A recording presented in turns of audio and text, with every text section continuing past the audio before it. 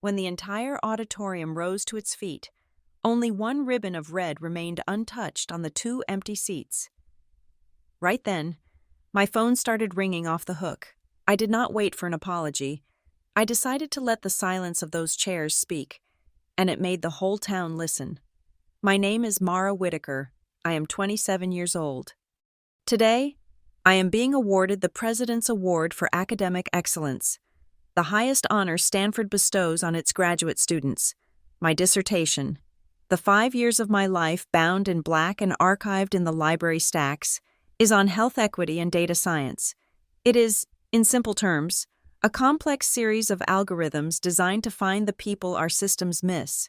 I build models to identify the statistical ghosts, the populations whose pain is invisible to automated resource allocation. It is work I understand intimately. I have been a statistical ghost in my own family for my entire life. The morning did not begin with fanfare, or even a simple good luck call. It began, as most important days of my life do, with a text message that landed at precisely 7:03 a.m. My phone buzzed on the cheap particle board nightstand, a sharp, abrasive sound in the quiet of my graduate housing apartment. I did not have to look to know who it was from. I knew the vibration. It was my mother, Claire. The text was brief, a masterpiece of familial efficiency. "Honey, won't make it today.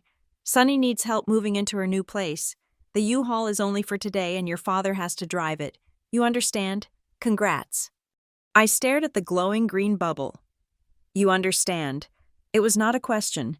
It was a statement of fact. The foundational theorem upon which the Whitaker family operated, Sunny, my younger sister, the designated sunshine and perpetual five-alarm fire of our lives, needed help moving. Again. I, Mara, was receiving the President's Award.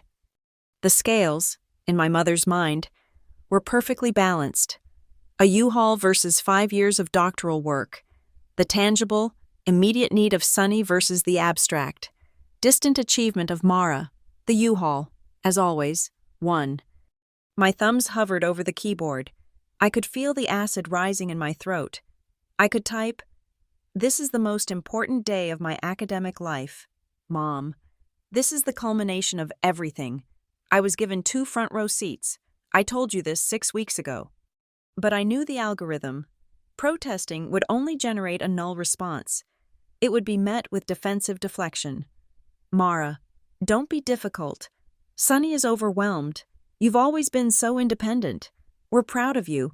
But family has to come first." My independence was not a trait. It was a scar. It was a muscle built from necessity, one they now admired as if it were a genetic gift. So I typed the only response I was programmed to give. "It's okay. Mom, I understand. Talk later." I placed the phone face down. I did not want to see the inevitable, "Thanks, honey, you're the best," reply. I stood and began the ritual. I showered. I forced down a piece of dry toast. I pulled on the heavy black doctoral gown.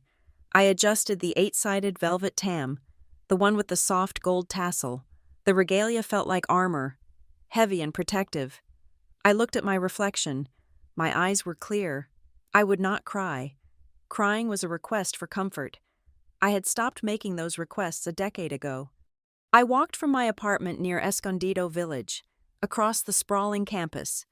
The Palo Alto air was cool and smelled of eucalyptus and dry grass. Students on bicycles zipped past, laughing, their families walking beside them, laden with cameras and bouquets. The entire campus was electric, buzzing with the energy of culmination, of validation.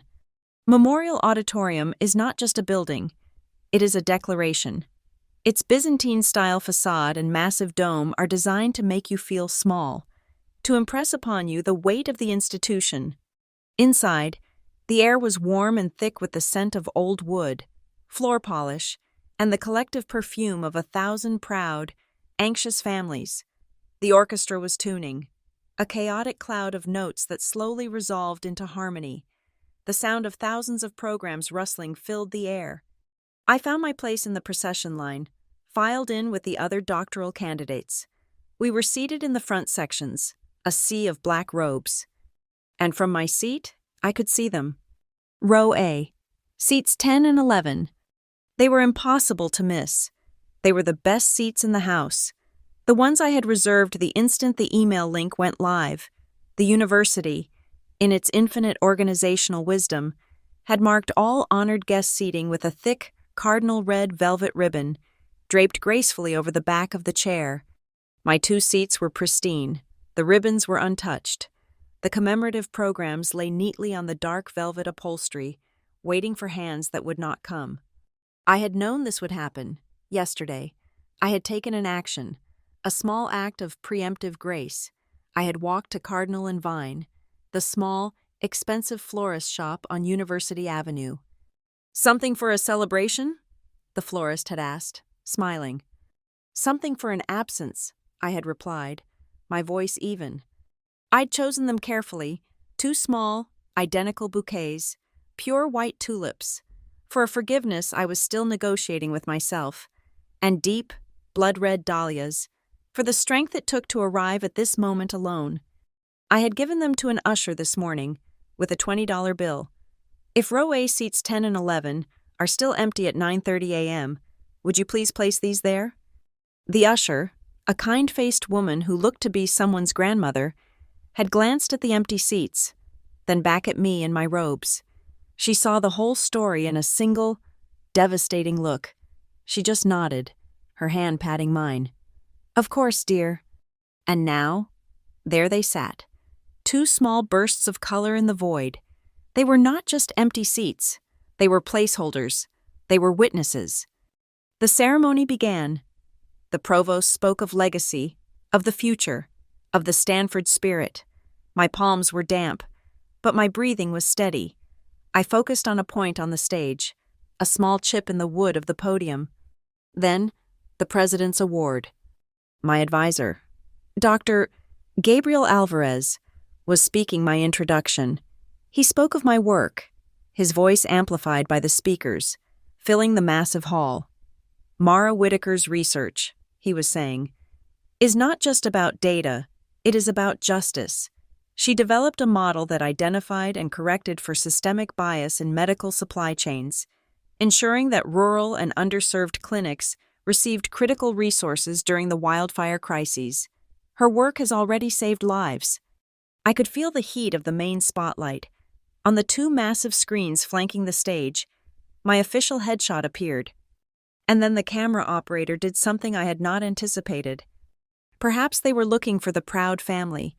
Perhaps they saw the honored guest ribbons in the front row and assumed that is where the camera should go. The live feed cut from Gabriel at the podium to a wide shot of the front row. It panned past the families of the other awardees, mothers weeping openly, fathers pounding their neighbors on the back. And then the lens stopped. It zoomed, slowly, deliberately, onto row A, seats 10 and 11. The entire auditorium, all several thousand people, saw it, broadcast 10 feet high, the 2 empty velvet seats, the untouched cardinal ribbons, and my 2 small bouquets of tulips and dahlias, sitting starkly in the darkness. They looked like memorial wreaths. The camera lingered for 3 seconds, 4, 5, an eternity of dead air. Then it cut to me. A tight close-up of my face. I felt the collective intake of breath from the audience. I knew what they were seeing. The empty chairs, the woman in the doctoral robes. The math was simple and devastating.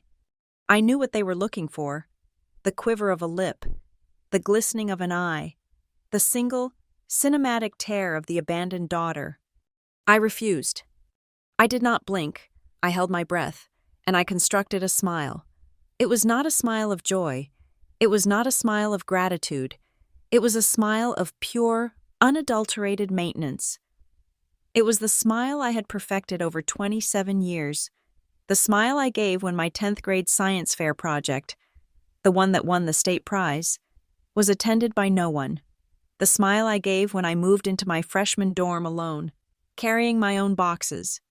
It was a smile made of steel, and it did not waver. The camera held on me, then finally, mercifully, cut back to Gabriel. "Please join me," Gabriel's voice boomed, unaware of the small drama that had just unfolded. In congratulating Dr. Mara Whitaker, the sound that followed was not just applause, it was a roar. It was a tidal wave of noise.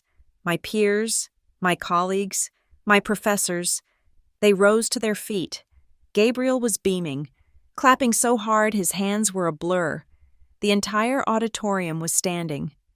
The sound was a physical force, a wall of validation and warmth. It washed over me as I stood. But the applause, as massive as it was, could not fill the void. It was like a wave breaking against a cliff. The sound hit those two empty seats and simply stopped, absorbed by the velvet. The absence was a rip current in the sea of celebration. It was a static cut in the film, a silent, screaming reminder that the narrative was broken. I walked to the stage. I shook the president's hand. I accepted the heavy bronze medal. I smiled for the camera. When I returned to my seat, the ceremony continued. A speaker on sustainable energy took the podium. And in the deep, quiet pocket of my doctoral gown, my phone began to buzz. It was not one buzz.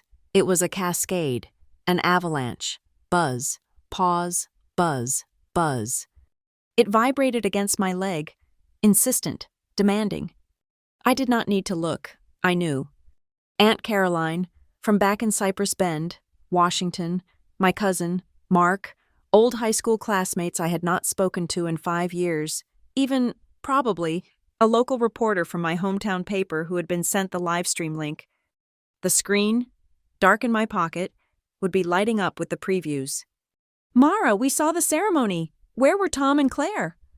"OMG, that was so awkward. Are your parents okay?" "Just saw the award. Congrats.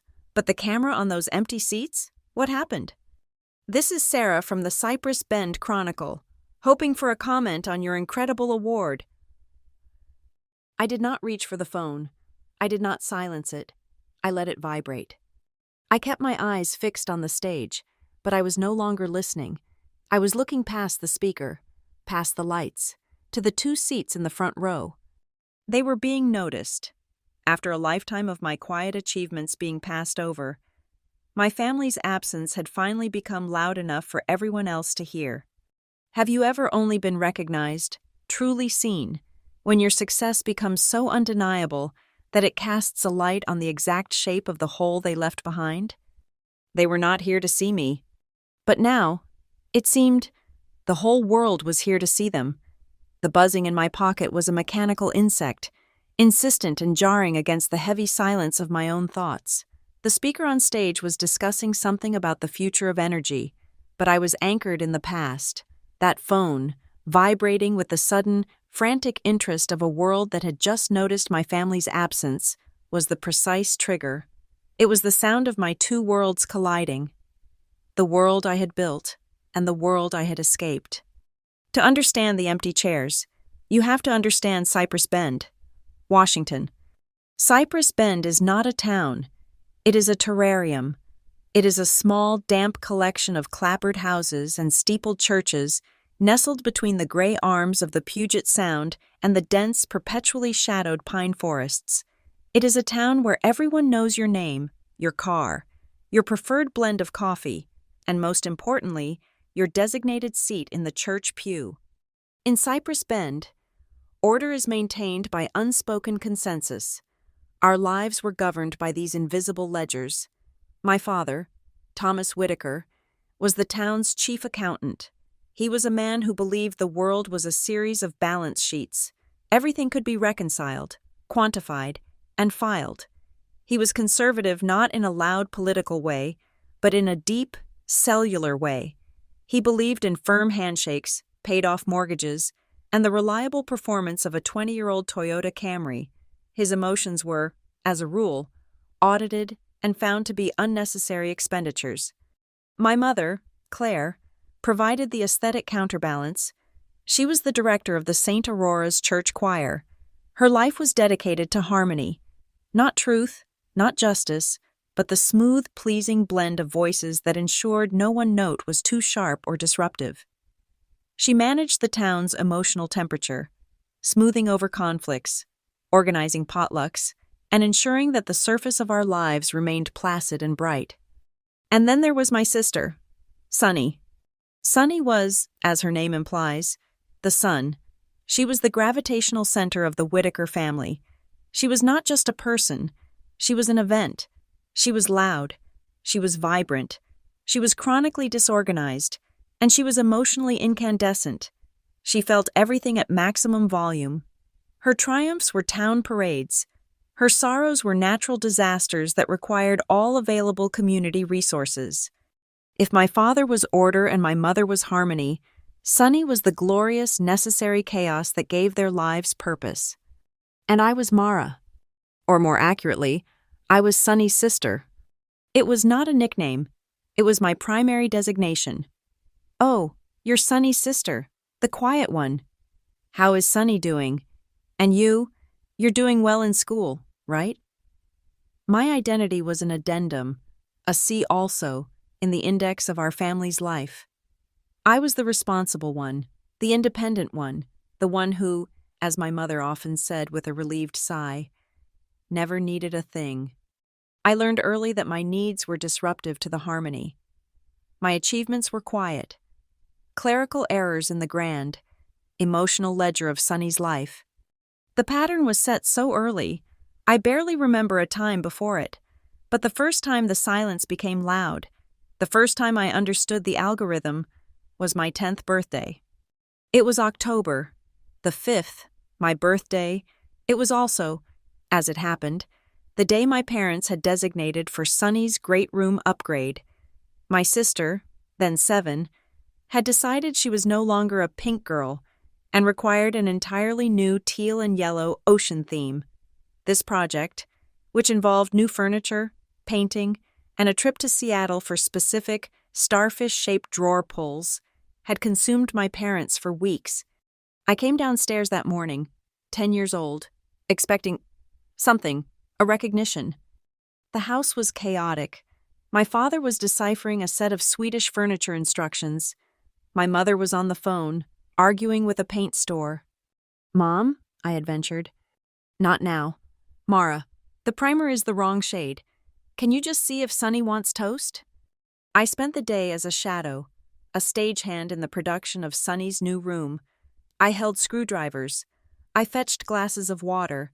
I watched them hang a new, billowing teal canopy over Sunny's bed, a princess net she had demanded.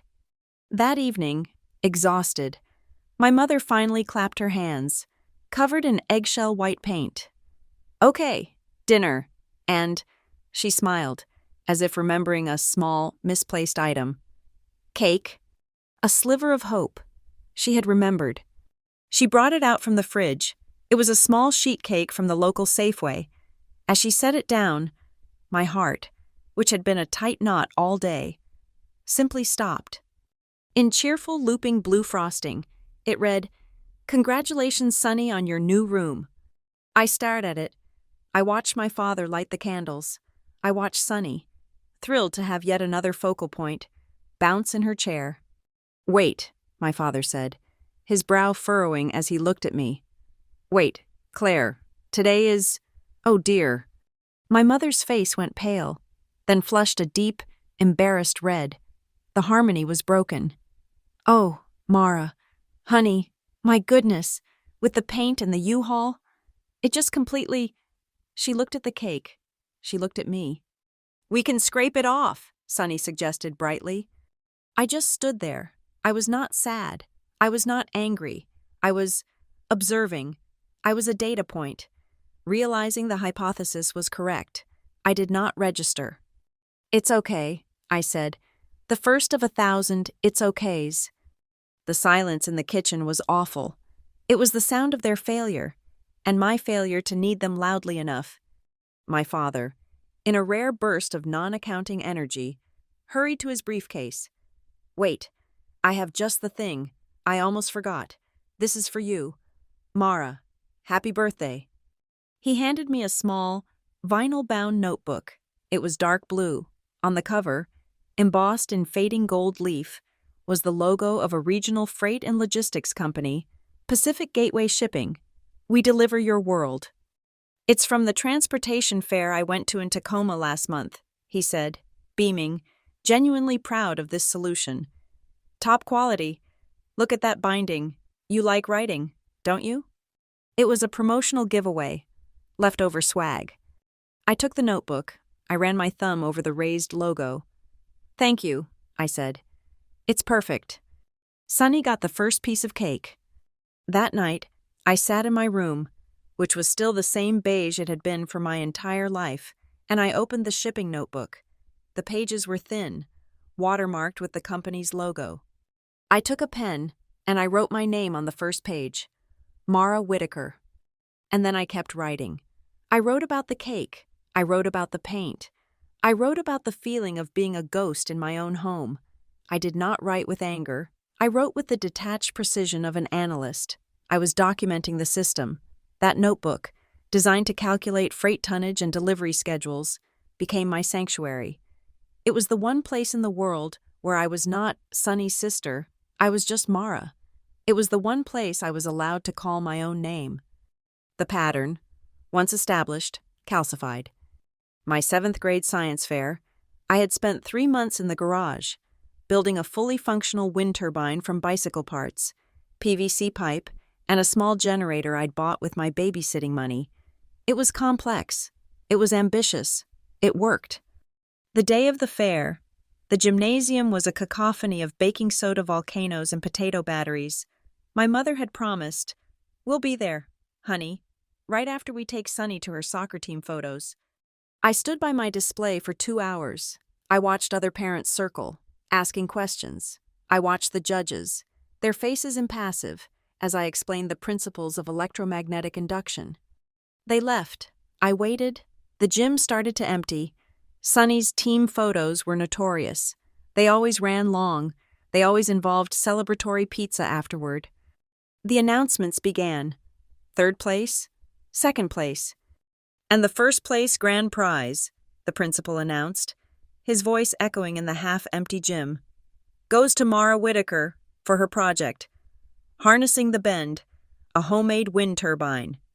A small burst of applause. I stood up, my face hot. I walked to the front. The principal shook my hand and gave me a large blue ribbon. I turned, holding the ribbon, and looked at the folding chairs set up for families. They were empty. My parents were not there. The flash of a camera startled me. A woman I vaguely recognized, Mrs. Nolan, whose son had built a model of the solar system, was smiling at me. Her camera lowered. "Your parents must be so proud," she said, her voice laced with a pity that was worse than the absence. "They just stepped out? Let me get a picture for them. Hold up the ribbon." I held up the ribbon. I produced the steel smile. She took the picture, a photo of my victory, documented by a stranger. When I got home, the house was dark. A note on the counter. "Mara, Sunny's game went into overtime. We're exhausted. Leftovers in fridge. Hope the fair went well." I put the blue ribbon in my desk drawer. I did not mention it. They did not ask. The only person who seemed to see the shape of the space I occupied was my maternal grandmother, Lillian Moore. My grandmother was not like my mother. Where Claire was soft harmony, Lillian was sharp, brilliant melody. She was a retired librarian, a widow who lived 3 towns over and smelled of paper, Earl Grey tea, and dry wit. She did not smooth things over. She unearthed them. She arrived the weekend after the science fair. She had not called ahead. She just appeared, carrying a single, flat, wrapped gift. She found me in my room, writing in my shipping ledger. She did not ask about the fair. She did not ask about my parents. She just looked at my ribbon, which I had pinned to the corkboard above my desk. "That's a fine color," she said. "It's for 1st place," I said. "I know," she said. She looked at the cheap vinyl notebook in my hands. "A shipping company. Dad gave it to me." "I see." She handed me the gift. "I thought you might need an upgrade, a ledger for a different kind of account." I unwrapped it. It was a journal. It was not vinyl. It was thick, supple leather, the color of dark coffee. The pages were thick, cream-colored, and unlined. It was the most beautiful thing I had ever owned. When you start to forget who you are, Mara, she said, her voice low and firm. When they make you forget, you write, to remember. You write yourself back into existence. She understood.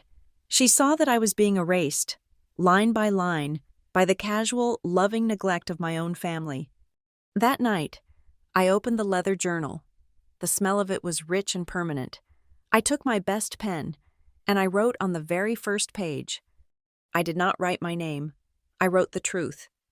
If silence had a sound, it would sound like this. That was the moment the seed was planted. The years of quiet birthdays, of solitary achievements, of being the independent one. It was not just a collection of slights. It was not just loneliness. It was data. My grandmother had given me the tools to analyze it. The solitude was not a weakness. It was a laboratory. The silence was not empty. It was full of information. And Mara Whitaker, the ghost in the machine, was the only one who knew how to read it. I would stop being the anomaly they ignored. I would become the analyst who understood the pattern. My isolation was not an ending. It was the beginning of my resolve. The leather journal was my one true balance sheet, the only place where the accounts of my life were settled with integrity. In the thin, ruled pages of my father's shipping ledger, I had recorded the data of my invisibility. In the thick, cream-colored pages of my grandmother's gift, I began to analyze it. In high school, that analysis found its first external audience. His name was Mr. Reeves. He taught advanced placement English literature, and he was the most tired-looking man I had ever met. He existed in a permanent cloud of chalk dust, coffee steam, and the faint, dusty smell of aging paperbacks. He was also the first person outside of my grandmother who ever read my words and saw the mechanism behind them. We were reading Crime and Punishment. The essay prompt was about Raskolnikov's motivations. I did not write about guilt or morality. I wrote about the mathematics of his isolation.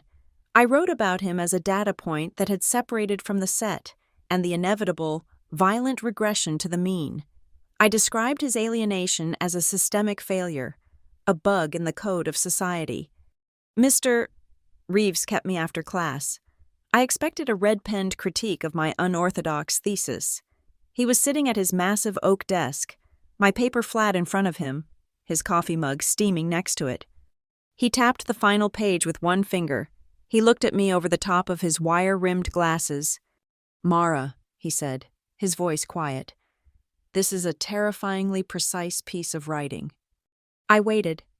"You write," he said, leaning forward, like someone who has absolutely no room left for silence, like you are building a case, exhibit by exhibit, and you are terrified of being misunderstood.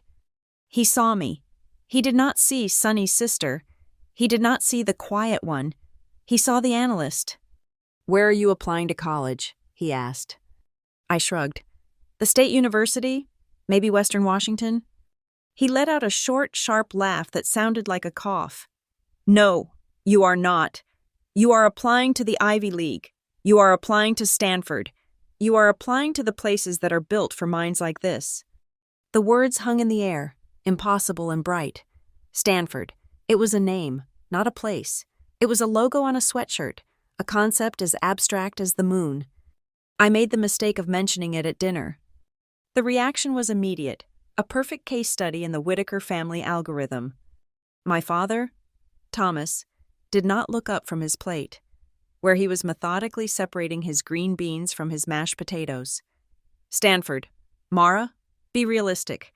The State University is an excellent, sensible choice. Your mother and I have a modest college fund set up. It will cover 2 years, perhaps 3 if you're frugal. This, Stanford, it is an unnecessary expense. It's for different kinds of people." "Oh, honey, that's sweet." My mother, Claire, said, forcing a bright smile. The harmony was threatened.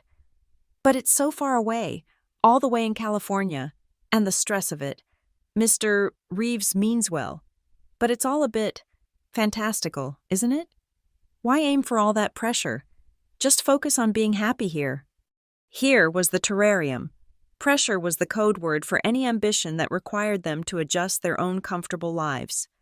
"Isn't that for, like, actual geniuses?" Sonny piped in, texting under the table. "No offense."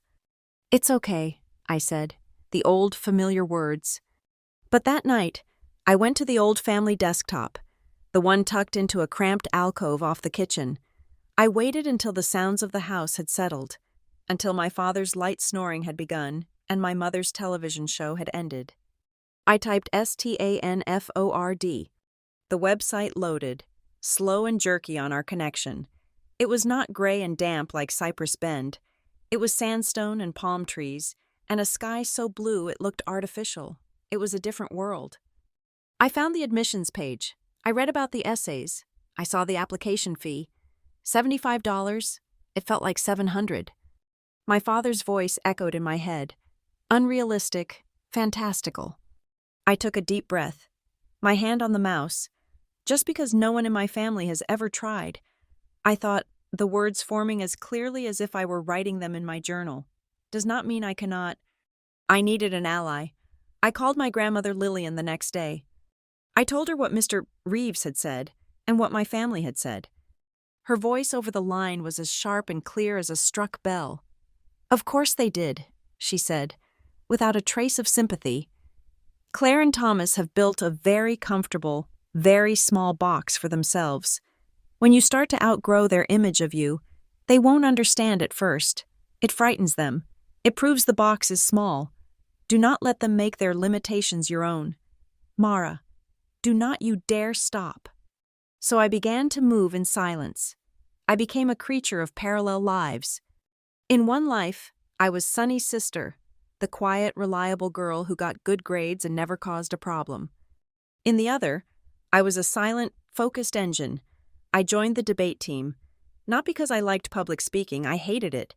I joined because it taught me to structure an argument, to find the logical flaw, to build an irrefutable case. I learned to use my voice not as a tool of emotion, but as a scalpel. I continued to work at the Cypress Bend Public Library. My paycheck, saved dollar by dollar, went into a small bank account my father did not know about. It was for the application fees. The library was my true home.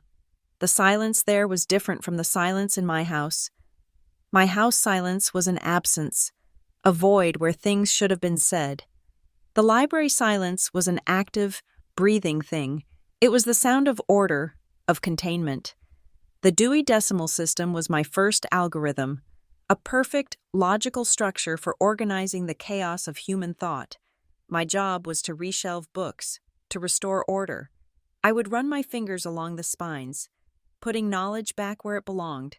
I was learning to be the one who imposed the system, not the one ignored by it.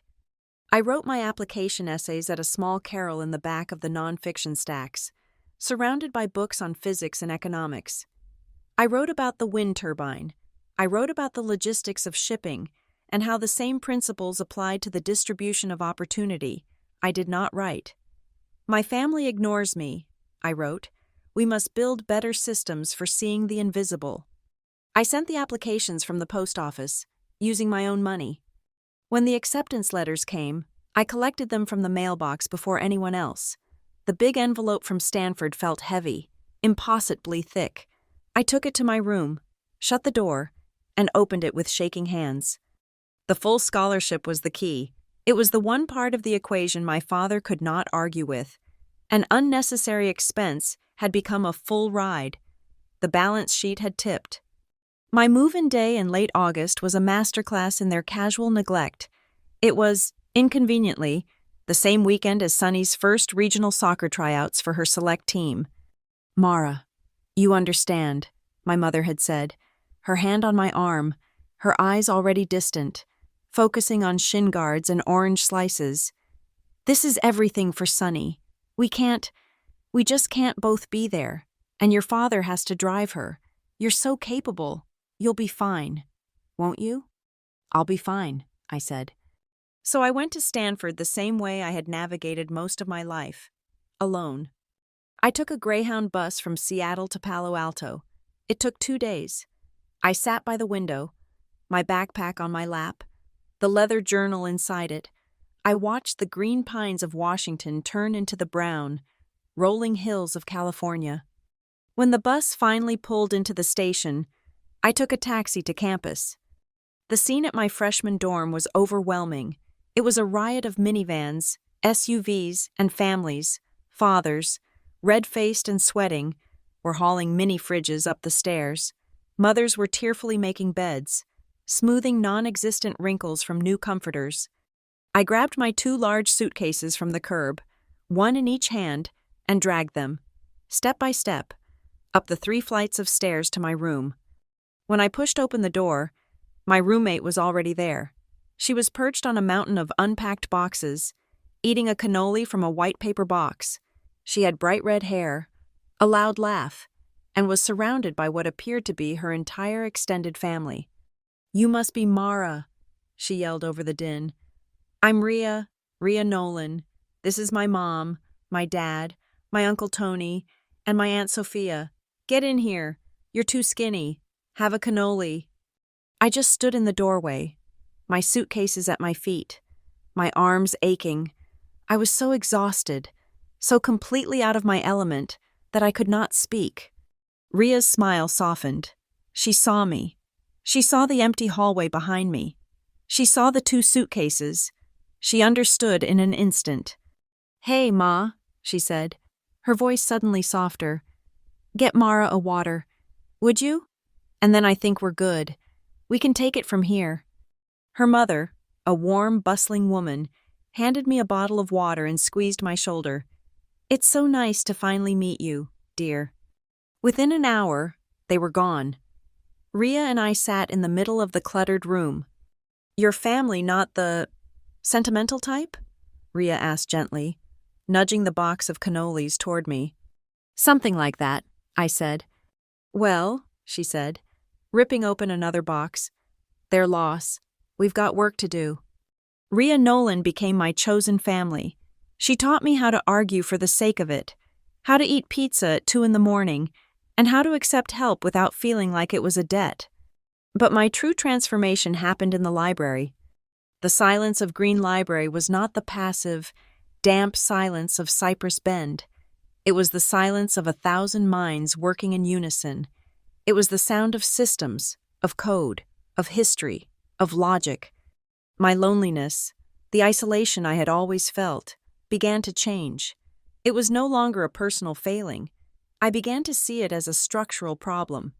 I changed my major. I moved from English, the study of the stories we tell, to data science, the study of the patterns we are. I learned to write code, to build models, to see the unseen connections that govern the world. The silence of the library became the focused, active hum of a server. I was not just shelving the books. I was learning to write the catalog. My first winter on campus, I did not go home. I told my parents the flights were too expensive. The truth was, I could not bear to return to the terrarium, to be Sunny's sister again. The campus was empty, almost hauntingly quiet. On Christmas Eve, I was walking across the main quad, the air cold and sharp. I stood for a long time outside Memorial Church, its mosaics glowing in the dusk. I was not religious, but I felt a sense of belonging I had never experienced in the pews of St. Aurora's. I had not been given a place here. I had earned it. I had built it. One line of code, one essay, one long solitary bus ride at a time. I went back to my empty dorm room. I opened the leather journal from my grandmother. I wrote a new declaration. Stop waiting to be chosen. Open the door yourself. I decided then what I would do. I would use data to find the people our systems miss. I would build models to see the families who fall through the cracks, the communities that are invisible to the algorithms of resource allocation. The memory of the empty chair at my science fair, the ache of the birthday cake with the wrong name, the sting of the empty dorm room on move-in day. It all began to shift. It was no longer just a wound. It was my research objective. My research objective found its home in my first year of graduate school, in a seminar room that smelled of whiteboard markers and stale coffee. The course was Ethics and Algorithms, and it was taught by Professor Gabriel Alvarez. Alvarez was a legend in the department. He was a small, intense man with a mind that moved so fast it seemed to vibrate. He had made his name in theoretical computing, but had pivoted, as he said. When I realized my models had the potential to do real, structural harm, he did not just teach code, he taught the consequences of code. He was the first person to look at my work and call it by its true name. "You are not a traditional data scientist, Ms. Whitaker," he said to me during office hours, peering at a model I had built. "You are a data sociologist. You are looking for the ghosts in the machine." He was the one who greenlit my dissertation topic. It was an ambitious, underfunded project run by a small nonprofit called Fair Route. The goal was simple: use a predictive algorithm to optimize the distribution of critical medical supplies, like insulin, asthma inhalers, and EpiPens, to rural clinics in areas threatened by wildfires. The problem was that the existing algorithm was failing. It was a standard, by-the-book model. It looked at census data for population density, clinic-reported inventory levels, and major shipping carrier routes. On paper, it was efficient. In reality, it was deeply biased. "The blind spot," I explained to Alvarez, "is consistent. Every time we run a simulation, the same clinics get flagged last. Silver Mesa Clinic, Redwood Creek Triage, Pine Mountain Health." "Why?" Alvarez asked, leaning back, his hands steepled. "What do they have in common?" "They are poor," I said, "and they are invisible." I spent the next 6 months not just in the lab, but on the phone. I became an investigative reporter. The clean, tidy data sets from the state were lying. They were telling a story of an orderly world that did not exist. I started digging into the noise, the messy, human-generated data that most analysts throw out. I called the head nurse at the Silver Mesa Clinic, a woman named Dolores who sounded as tired as Mr. Reeves, my old English teacher. "Your inventory reports," I said, trying to sound professional. "They always seem to come in about 72 hours after the state deadline." Dolores laughed, a harsh, dry sound. "Honey, I am the nurse, the receptionist, and the janitor. I have 2 hands. I file the state reports when I am done triaging the actual human beings. The system thinks I have 3 days' worth of insulin on hand. The system is wrong." There was the first hidden variable. Report lag time was not a clerical error. It was a direct, measurable signal of an understaffed, overwhelmed clinic. Then, I looked at the shipping routes. The algorithm prized the major carriers, but I found a local blog post from Pine Mountain. I saw a picture of a man named Volunteer Vic in a beat-up old Subaru, holding a box of supplies. I called the clinic. "How do you really get your shipments?" "Oh," the receptionist said, "the FedEx truck can't make it up the fire road after the first big rain. The algorithm doesn't know the road is dirt. We rely on Vic, mostly. He drives for the Volunteer Postal Service." The second hidden variable, reliance on non-commercial carriers. The system saw an unpaved road as a simple, low-efficiency route. I saw it as a high-risk failure point. I took all this noise, the reporting delays, the volunteer drivers, the seasonal road closures, the chatter on local community forums about who was sick and what pharmacy was out of stock, and I stopped treating it as noise. I treated it as the most important signal of all. I wrote a new module. It was a listening tool. It was designed to hear the statistical ghosts. It flagged a late report not as a failure, but as a critical alert. It prioritized clinics whose routes were fragile, not just clinics with high population numbers. We were ready to test it. Alvarez and I were watching the data in the lab. The Northern California fire season just beginning. A heat wave was forecast for the next week, 110 degrees projected for the Silver Mesa region. "Okay," Alvarez said, his eyes on the screen. "The clinic's insulin supply is low. The heat is coming. The old model. Run it." I ran the old algorithm. It scheduled the insulin shipment for Thursday. It would go via the standard carrier. It would get to the sorting facility, hit the last mile problem of the dirt road, and arrive at Silver Mesa on Friday. Too late for the patients who needed it before the heat spiked. "Now," Alvarez said, his voice tense. "Run yours." I executed the code. My module lit up immediately. It flagged the clinic's report as delayed critical. It cross-referenced the heatwave forecast with the clinic's known patient population. It identified the fire road as a high-failure route. The screen flashed. Priority override. Reroute shipment. It automatically pinged a smaller regional medical courier, one with all-terrain vehicles, and scheduled the delivery for that same day, Tuesday. 2 days later, my phone rang. It was Dolores, the nurse from Silver Mesa. "I don't know who you are, Ms. Whitaker," she said, her voice thick with an emotion I could not place. "But a truck just showed up. It has all our insulin. It's Tuesday. It never comes on a Tuesday."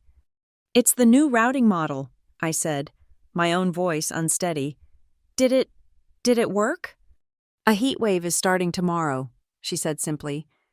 "You just kept my patients from ending up in the emergency room. Yes, Ms. Whitaker, it worked." I hung up the phone. Alvarez was watching me. He did not smile. He just nodded. Once. "Good," he said. "Now, write it up, and do it again."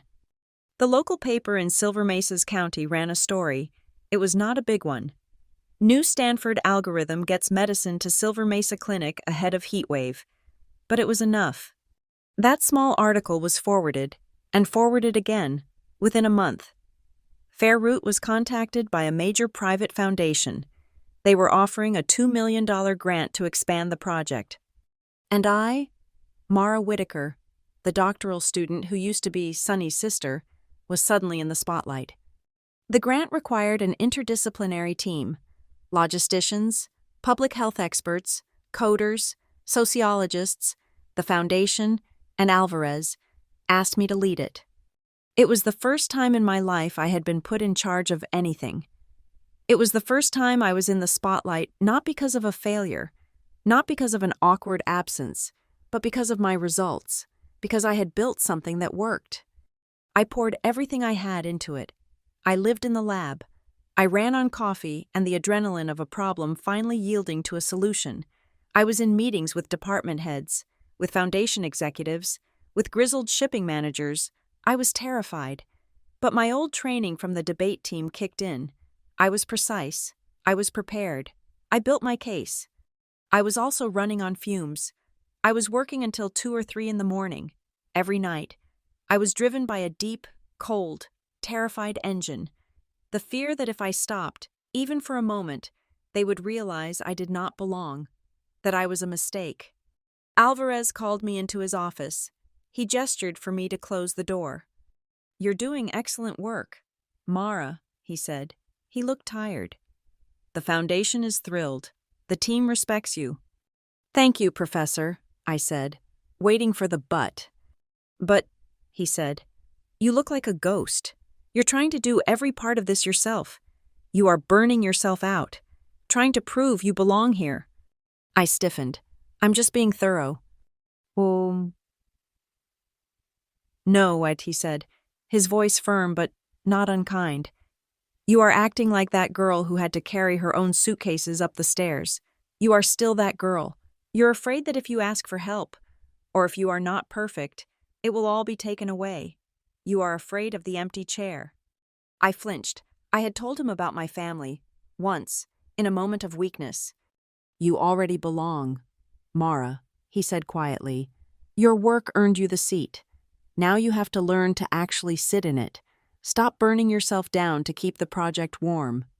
His words hit me harder than any criticism. He was right. I was still that girl, holding up the blue ribbon for a stranger's camera, smiling to prove it did not hurt. That conversation was a pivot point.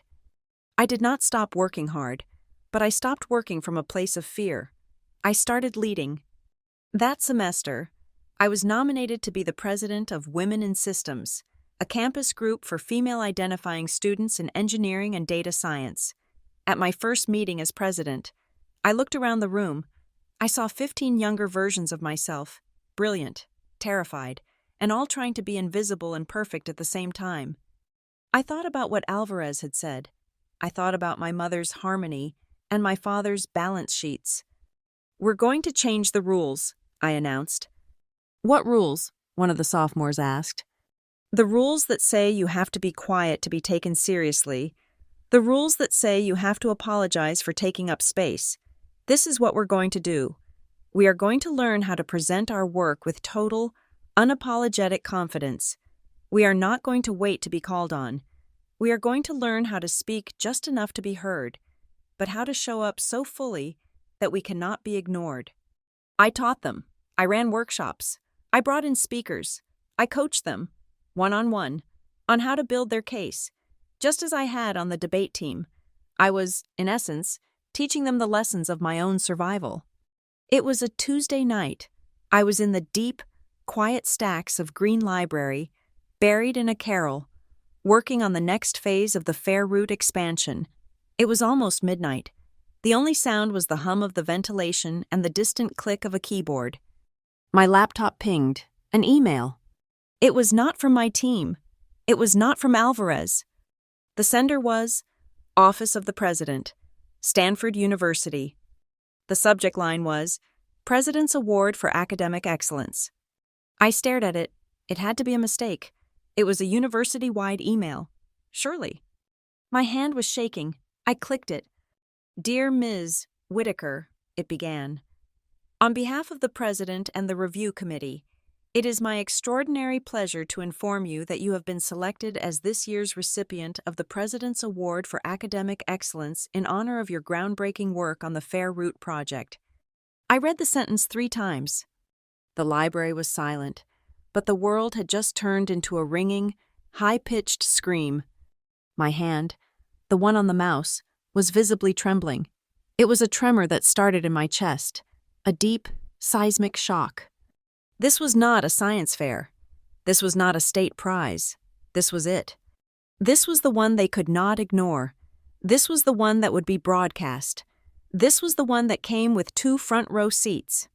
I closed the laptop. My hands were shaking so hard I could not type.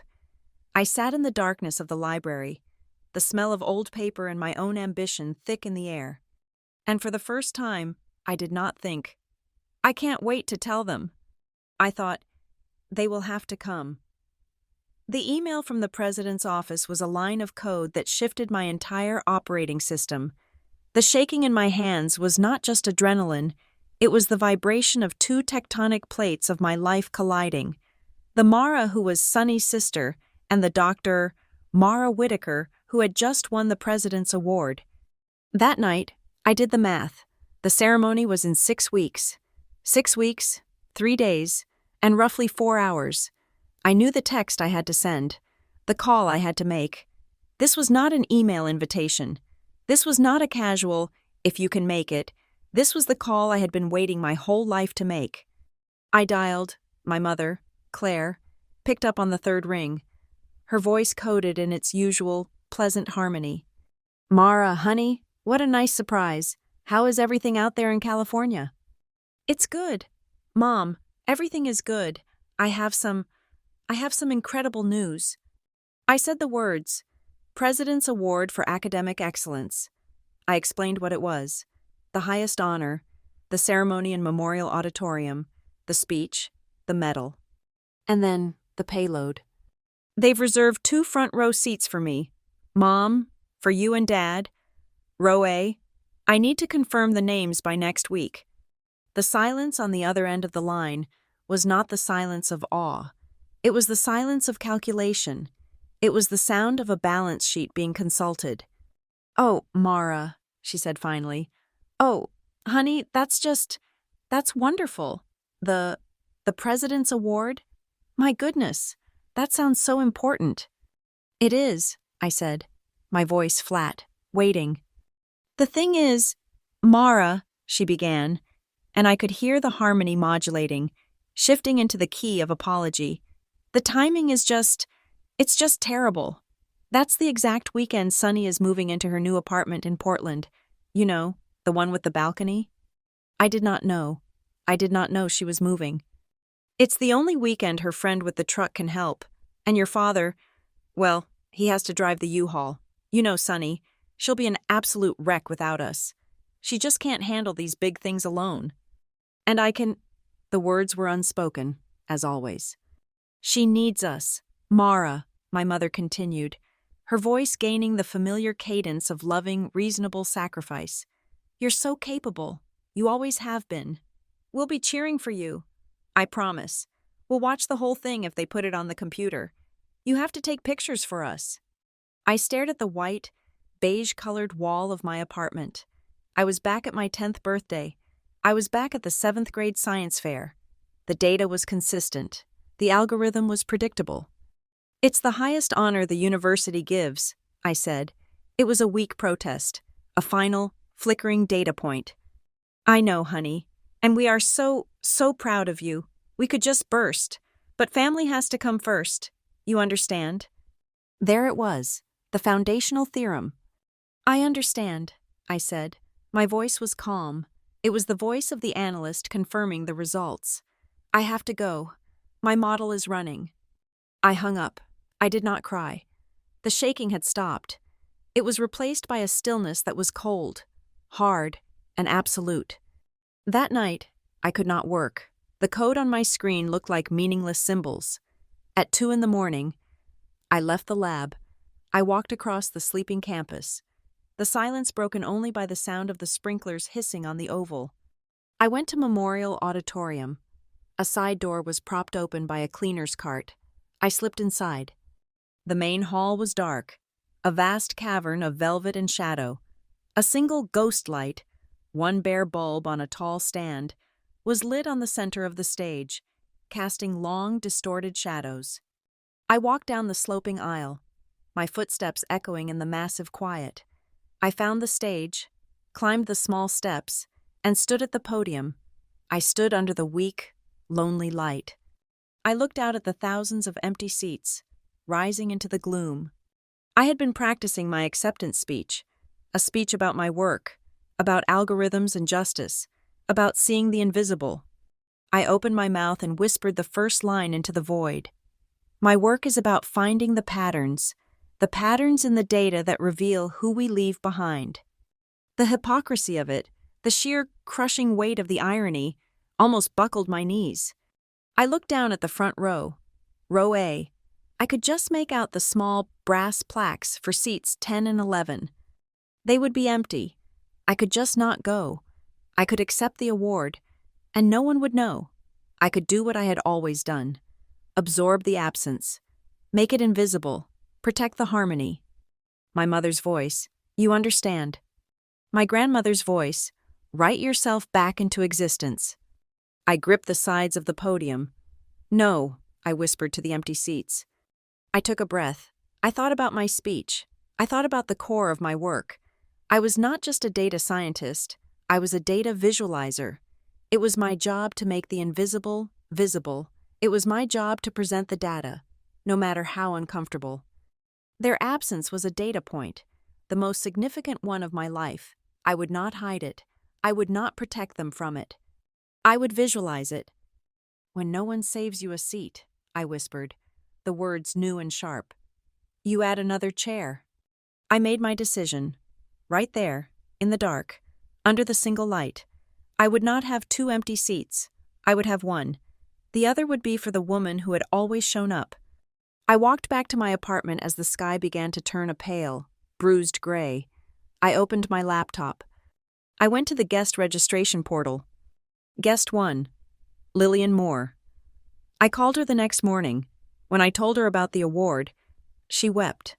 A raw, gulping sound of pure, undiluted pride that I had never heard before. Oh, Mara, you did it. You built your door. They aren't coming, I said. Sunny is moving. The line was silent for a long, cold moment. I see, Lillian said, her voice like flint. The U-Haul wins again. I will be there. Mara, I will be in that front row if I have to walk from Washington. Guest 2, Rhea Nolan. I texted her. Her reply was immediate. Hell yes, I am making a t-shirt with your face on it. Rhea, Front row, I need you. Done. I'm already clearing my calendar. Then I looked at the third guest slot. The registration allowed for 3. I had 2 seats reserved for my parents. I had given one to Lillian. I still had one. I could have left it empty, but that felt like the old pattern. Hiding. I typed in the name for whoever shows up. It was not an accusation. It was an invitation. It was the open door. My plan needed one more element. The next day, I walked to Cardinal and Vine, the florist shop on University Avenue. The same woman was at the counter. "I'm back," I said. "It's for a celebration, but it's also for an absence." She nodded, a slow, understanding smile. "Ah, the complex ones. I find white tulips are good for that. Forgiveness, grace." "Yes," I said. "And something else, something for endurance." She looked around, then pulled a stem from a bucket. The flower was a deep, velvet red, its petals a tight, perfect explosion. "A red dahlia," she said, "for strength, for dignity, for a commitment that cannot be broken." "That's it," I said, my voice quiet. "That is the language." I ordered 2 small, identical bouquets, one for Lillian and one for the empty chair. Rhea came over to my apartment the night before the ceremony. My doctoral robes were hanging on the back of my door, a heavy black shroud. She saw the order confirmation for the flowers on my desk. "2 bouquets?" she asked. "One for Lillian, one for the other seat." She sat on my bed, her usual manic energy gone, replaced by a focused quiet. "They really aren't coming." It was a statement, not a question. "Sonny's U-Haul," I said. Rhea let out a long breath, her anger a low hum in the room. "So this is it? You're going to publicly shame them? Because, honestly, I am here for it. It's brilliant." "It's not to shame them," I said, and the words, as they came out, felt true. Shame is for people who know they've done something wrong. They don't. They just see the immediate need. They're just balancing the books. They're just maintaining the harmony. "Then what is it for, Mara?" she asked, genuinely confused. "What do you want them to see?" I looked at the black robes. "I want them to see the truth. I want them to see that love isn't just a feeling. It's an action. It's logistics. It's driving the U-Haul. It's also getting on a plane. It's showing up. My work is about presenting the data. The empty seat is the data. I'm just visualizing it." Later that night, as I was trying and failing to sleep, my phone lit up. A text from Lillian. "Mara, I've been thinking.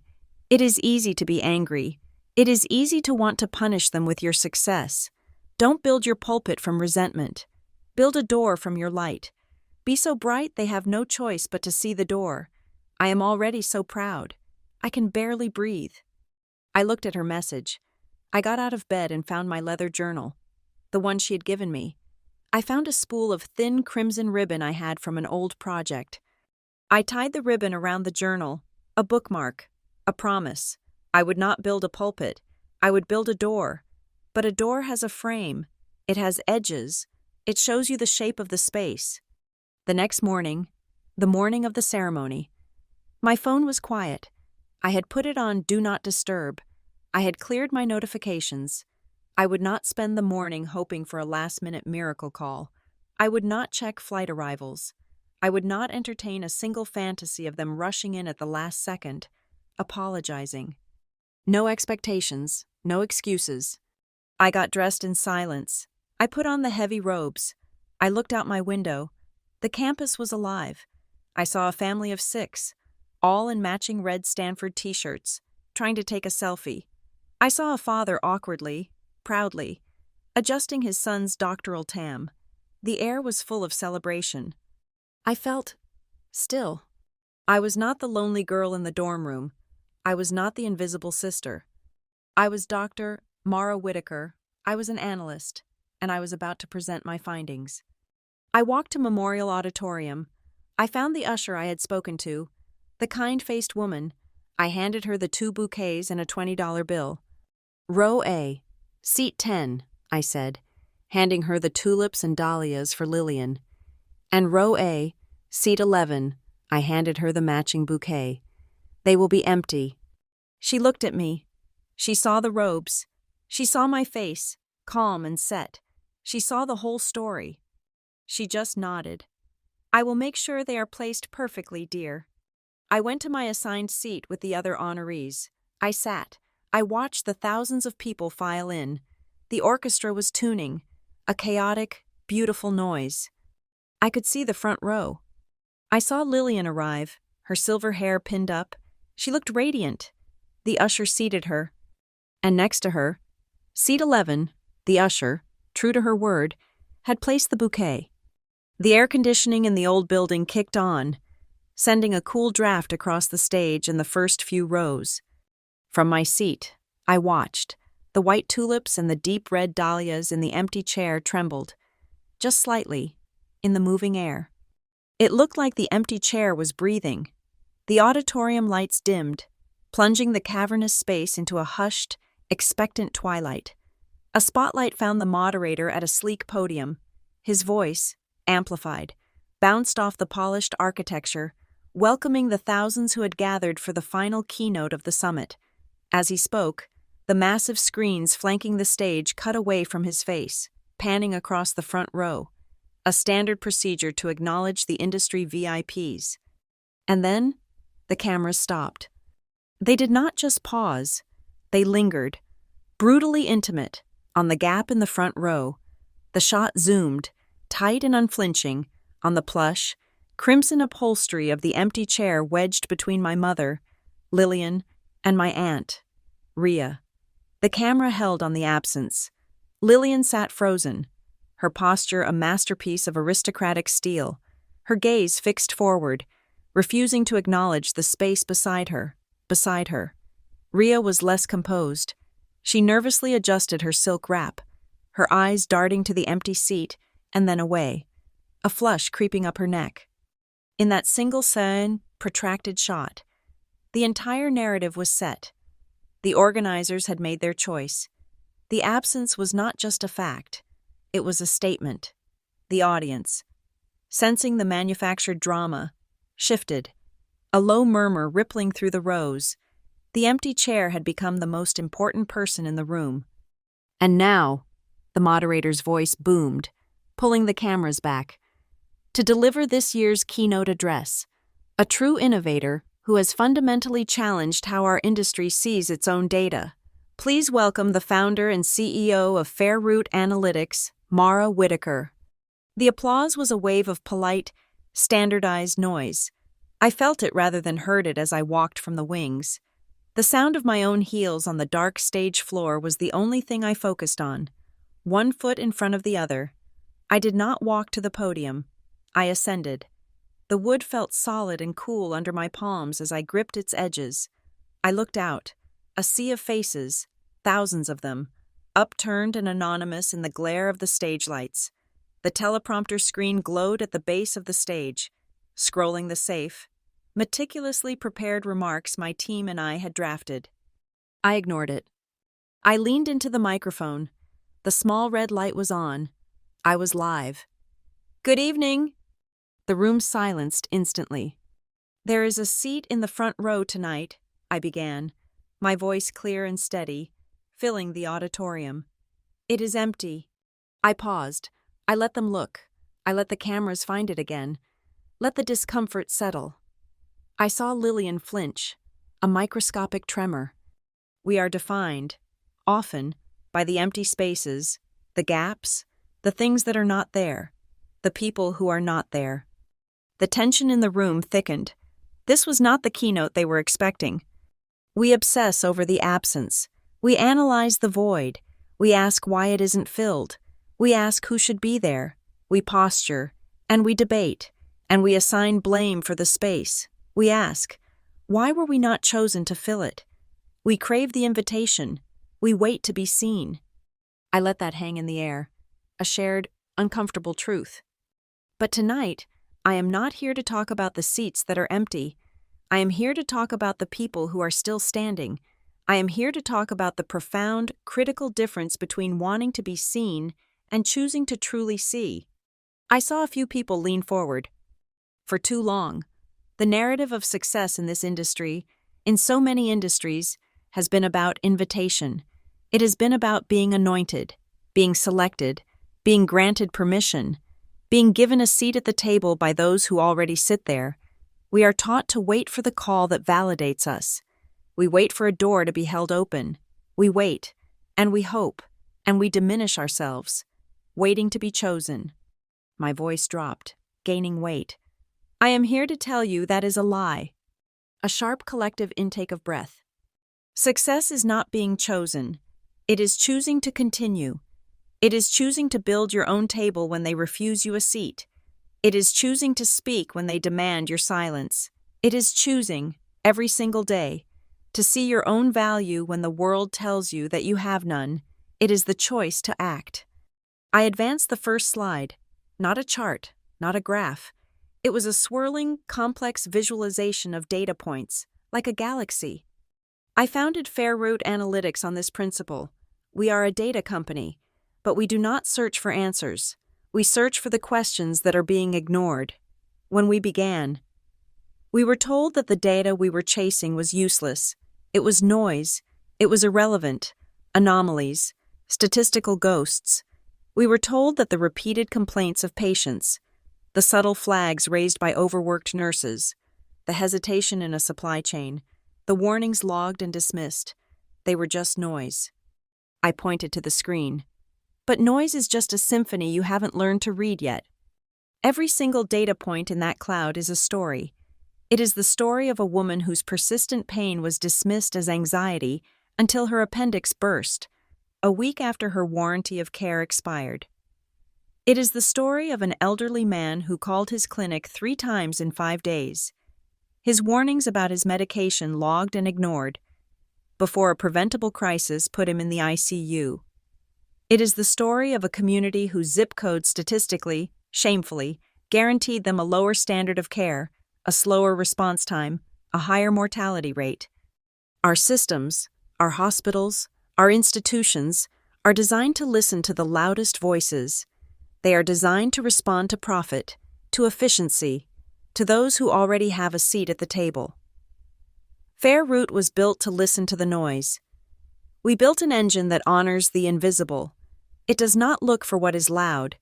It looks for what is persistent. It finds the patterns in the whispers. It finds the person knocking on the door, unheard. It translates their ignored plea into a siren, a red flag that cannot be dismissed. We turned the noise into a map that leads us directly to the people our systems have failed.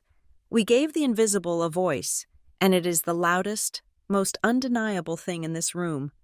I looked out, scanning the thousands of faces, moving beyond the front row, seeing the interns in the balcony, the mid-level managers in the mezzanine, the hopeful, the ambitious, the overlooked. We have spent generations fighting for a limited number of chairs. We have been taught that the table is small.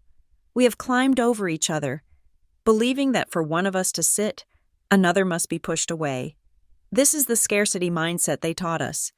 It is the lie that keeps the room small and the doors locked. My voice dropped again, not in volume, but in pitch, becoming a command that was also an invitation. I am not here to ask for a seat. I am here tonight with a challenge. Add a chair for those still standing. The words landed. Add a chair, and another, and another. Stop guarding the door and build a bigger room. Stop admiring the table and build a longer one. Stop worrying about who is chosen and start choosing who you will see. Start listening to the noise, because the invisible are finding their voice, and they are not asking for permission anymore. My eyes found my mother, Lillian. Her face was pale, rigid, a mask of aristocratic control that I knew so well, but her eyes were locked on mine. I saw the decades of her own life in them, the silent bargains she had made, the things she had endured, the strength she had shown in the only way she knew how. I gave a small, almost imperceptible nod, a message just for her. Silence, I said, my voice softening, the sharp edge of the scalpel replaced by the warmth of a bandage. Silence knows how to be strong. It knows how to endure. It knows how to watch and how to wait. but its greatest strength is in knowing when it is time to break. Tonight, we break it together. For a full second, there was nothing, just the echo of my words and the vast, shared breath of the auditorium. Then, a single person stood, a woman in the third row, then another, a man in the balcony, and then it was not a wave. It was an eruption. It was an explosion of sound. It was not polite applause. It was thunder. It was a roar. Thousands of people, rising to their feet, their faces turned to me. The light from a dozen camera flashes, from hundreds of phones held aloft, turned the moment into a series of stark, blinding, iconic tableaus. Me, alone on the stage, the visualization of the noise glowing like a nebula behind me, and an entire industry standing in recognition, not for me, for the idea, for the chair that was finally heard. I stepped back from the podium, my heart hammering against my ribs. The applause continued, a physical force that washed over me.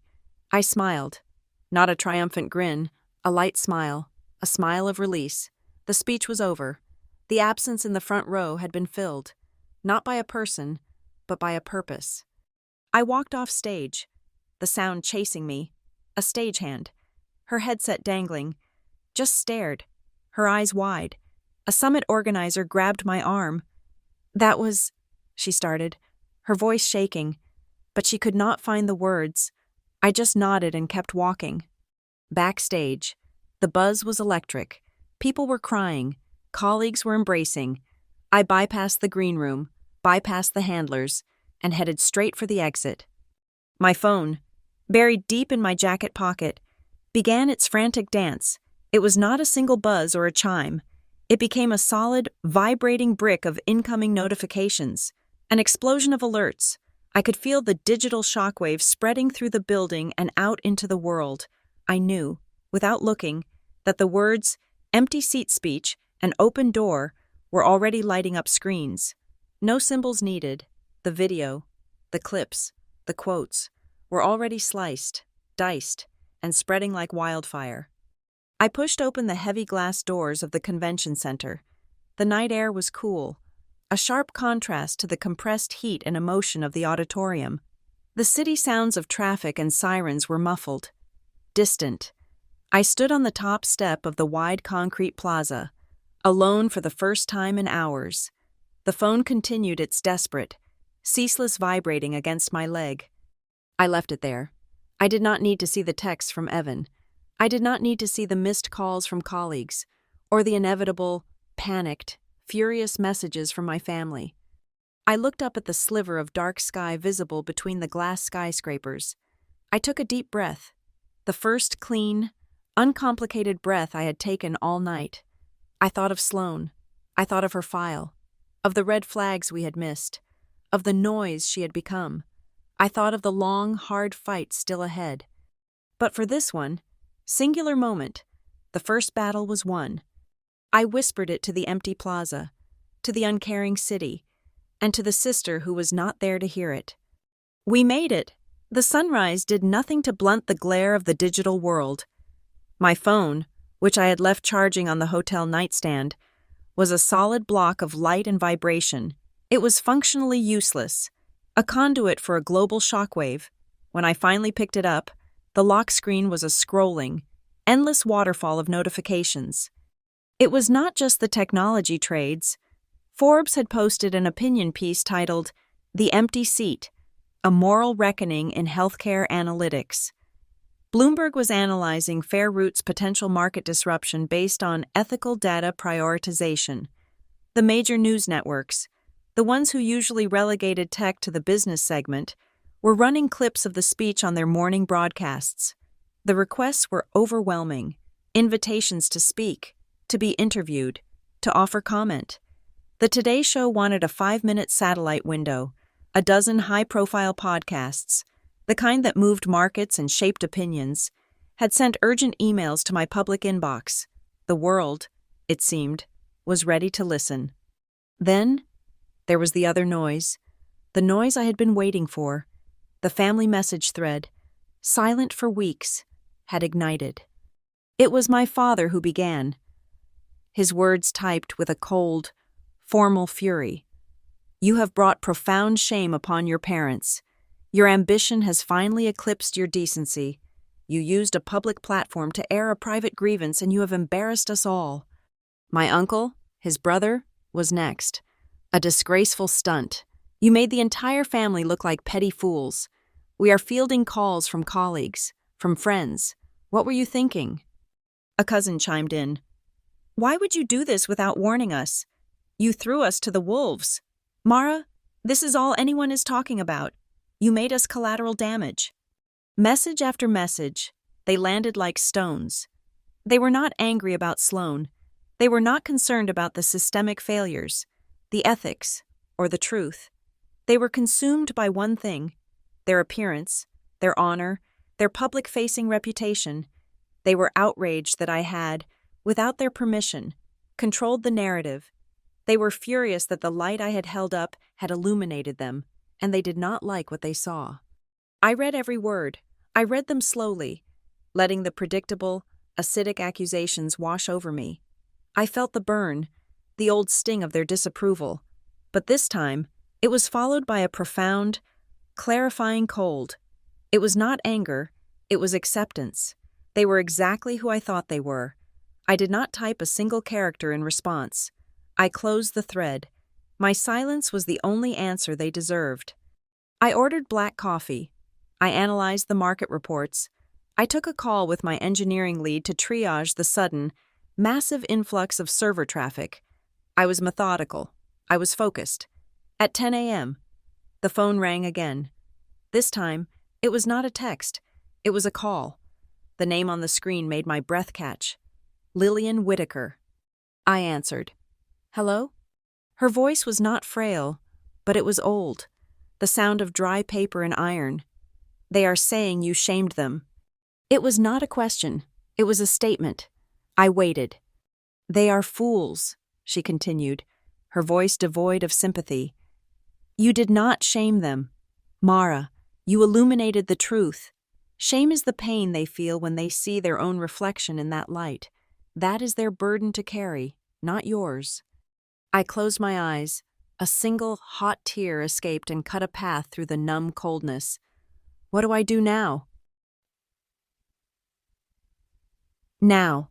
They will circle the wagons, Lillian said, her voice pragmatic. They will demand you apologize for their embarrassment. They will try to drag you back into their small, dark room of polite silence. You must not defend yourself. Defense is a wall. It proves you are in a fight. Then what? You are not fighting them. You are inviting them to move forward. You hold the door open. It is their choice whether they walk through it or stand in the rain. Send the message. Tell them you will see them. The call ended. I knew exactly what to do. I returned not to my penthouse, but to the Oval, the family estate, the house I had been cast out of. I walked in through the front door. The staff, the same ones who had watched me leave, looked at me with a new, uncertain awe. I was no longer the disgraced daughter. I was the woman on Forbes. I went to the dining room. The long, polished table reflected the gray light of the overcast sky, and in the corner, where it had been moved, was the chair, my chair, the one that had been declared invalid. I ran my hand over its dark wood. Then I went to my old study. I found a small, simple wooden plaque, the kind meant for a desk nameplate. I took a pen and, in my clearest handwriting, wrote 4 words on its surface, for whoever shows up. I returned to the dining room and placed the plaque gently on the velvet seat of the chair, then propped it against the high, carved back. I opened the family message thread. The accusations had tapered off, leaving a silence that vibrant, expectant anger. My fingers were steady on the screen. Tomorrow night, 7 p.m., I have set 4 places at the Oval. Come to listen. Do not come to defend your honor. There will be no debate. I hit send. The rest of the day and the next were spent in a blur of logistics and quiet preparation. The world was still screaming my name, but I ignored it. I declined the talk shows. I muted the news alerts. My focus was singular. Rhea arrived at the Oval early the next evening. She was pale, her hands twisting in her lap. "Are you sure about this?" "Mara, they're furious. Your father? I have never heard him like this." "I am sure," I said. I was not in the formal dining room. I had instructed the staff to set a small, round table in the conservatory, a room walled with glass. I did not want the oppressive weight of family history, the dark wood and portraits of stern ancestors. I wanted glass. I wanted to see the sky. What is the kitchen preparing?" Rhea asked, trying to grasp at some normalcy. "I told them to take the evening off," I said. On the table were 4 simple earthenware bowls, 4 spoons, and a loaf of fresh, rustic sourdough bread. A large pot of tomato soup was simmering gently on a sideboard warmer. It was the food of comfort, of simplicity. It was not a performance. It was not a power play. It was soup and bread. Rhea stared at the simple table setting. 4 places, you, me, who else? 1 for father, 1 for mother. The invitation was for them. The clock on the mantel ticked. 6:50. The sky outside had opened up. A light, steady rain began to fall, tapping rhythmically against the glass roof of the conservatory. It was a soft sound, a cleansing sound, washing the dust and the accusations from the air. 6:55. Rhea looked like she was going to be sick. "Mara, what if they do not come?" I looked at the 2 empty chairs. I looked at the little wooden plaque I had brought from the dining room and placed on the table as a centerpiece. "For whoever shows up." "The chairs will still be here," I said, my voice as calm as the rain. "The invitation stands. Their arrival is not the point. The open door is." 6:58. The soup steamed. The bread waited. 6:59. The only sounds were the ticking of the clock and the gentle, persistent rain on the glass. The air was thick with the weight of what was not being said, with the heavy anticipation of a confrontation that might or might not happen. The clock began to chime, the first heavy, resonant bell of 7 o'clock. We waited, the rain fell, and the chairs remained empty. The first chime of the clock, heavy and sonorous, had not yet faded when the sound came. It was not the confident knock of my father, nor the quick, social rap of my mother. It was a hesitant tapping, 3 short, uncertain sounds against the heavy oak of the conservatory door. Rhea startled, her spoon clattering against the side of her empty soup bowl. Her eyes, wide and nervous, flew to mine. I did not move. I simply looked at the door. "They are here," I said, my voice quiet. I rose slowly, my chair scraping softly on the stone floor. I walked to the door and pulled it open. They were standing in the dim light of the hallway, framed by the dark, ancestral portraits. They looked misplaced, like figures from another era hesitating on the threshold of a new one. My father stood stiffly, his hands clasped behind his back, his face a mask of practiced neutrality. My mother was beside him, her hand gripping her pearls. Her expression caught somewhere between apprehension and judgment, and beside her, a shock, was Sunny, my sister. Her eyes were red-rimmed, her usual polished confidence stripped away, leaving her looking young and vulnerable. They did not speak. They just looked at me. "Hello," I said. My voice was even. "I am glad you came." I stepped back, holding the door wide. They entered, one by one, as if stepping into an interrogation. Their eyes swept the room. They saw the glass walls, the rain lashing against them, the intimate round table. They saw the simple meal, and they saw the chairs. There were 4. 3 were tucked in. The 4th, the one directly opposite the door, was pulled out slightly, as if its occupant had just stepped away and was about to return. It was my chair, the chair from the dining room, the heavy carved symbol of my exclusion, and resting on its velvet seat was the small wooden plaque. "For whoever shows up." My father was the first to see it. He stopped, his gaze fixed on the words. I saw his jaw tighten. He understood. This was not an ambush. It was a welcome. "Please," I said, gesturing to the table. Sit. Rhea, already seated, gave a watery, nervous smile. My father took the seat to my right, the chair of a patriarch, but his authority felt brittle. My mother sat opposite him, her movements stiff. Sunny, after a moment's hesitation, took the last chair, the one between my mother and me. For a long moment, the only sound was the tapping of the rain on the glass ceiling. It was a rhythmic, neutral sound, a metronome for the tension in the room. I picked up the silver ladle. I did not ask. I simply began to serve the soup. I ladled the thick, fragrant tomato soup into my father's bowl first, then my mother's, then Sunny's, then Rhea's, finally. I sat in the fourth chair, the chair that had been waiting, and served myself. I passed the basket of bread. My father picked up his spoon, looked at it, and placed it back down. He cleared his throat. "You did well." I met his gaze. "The speech," he clarified, his voice that of a CEO assessing a subordinate's performance. "It was effective. The response has been overwhelming. Your stock, the company's stock, has risen. It was a masterful move." I said nothing. I just waited. "But," he continued, "the inevitable pivot. The video, Mara, the way you framed things, it makes things very difficult for us, for your mother, for the family, our friends, our colleagues. They are all talking. It has created an uncomfortable situation. For you," I stated, "it was not a question. For all of us," he countered, his voice hardening. "You painted us as villains. You aired our private matters on a global stage." I put my spoon down, the small click loud in the silence. I did not speak against the family. Father, I spoke for the parts of me that had to grow up alone.